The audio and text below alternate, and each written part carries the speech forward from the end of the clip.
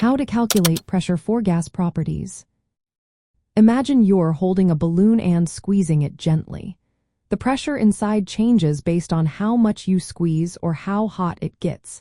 That's what we're exploring today. When working with gases in thermodynamics, knowing how to find pressure is key. It helps us understand how gases behave in different systems and cycles. The most common way to calculate pressure is by using the ideal gas law. This law connects pressure, volume, temperature, and the amount of gas in moles. The formula is simple.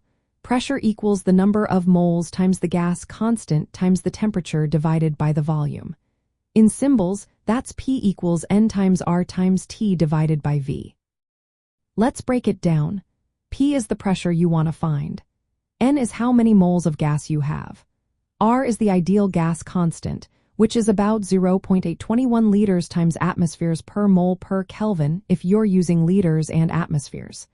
T is the temperature in Kelvin, which is the Celsius temperature plus 273.15. V is the volume in liters. To use this formula, first identify your known variables. How many moles of gas are there? What is the volume of the container? What is the temperature in Kelvin? Once you have these, pick the right gas constant for your units. Then, just plug everything into the formula and solve for pressure. For example, if you have 3.2 moles of nitrogen gas at 120 Kelvin in a 0.67-liter container, you can calculate the pressure. Multiply 3.2 by 0.0821 and then by 120. Divide that result by 0.67 liters. The answer is about 47 atmospheres. Notice how pressure increases if you add more moles of gas or raise the temperature. It decreases if you increase the volume. This makes sense because more gas particles or higher temperature means more collisions with the container walls, raising the pressure. Larger volume gives particles more room to move, lowering the pressure. The ideal gas law is based on three basic gas laws.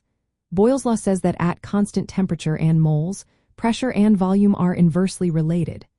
Charles's law states that at constant pressure and moles, volume and temperature are proportional. And Avogadro's law tells us that at constant pressure and temperature, volume and moles are proportional. When you combine these, you get the formula PV equals nRT.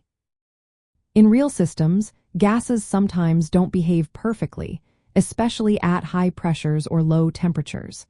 In those cases, more complex equations of state are used. But for most everyday calculations, the ideal gas law gives a reliable estimate. Remember, always use Kelvin for temperature because pressure depends on absolute temperature. Keep your volume units consistent with your gas constant. If you want to find other variables like temperature or volume, just rearrange the formula. Knowing how to calculate pressure helps you understand how gases act in different situations.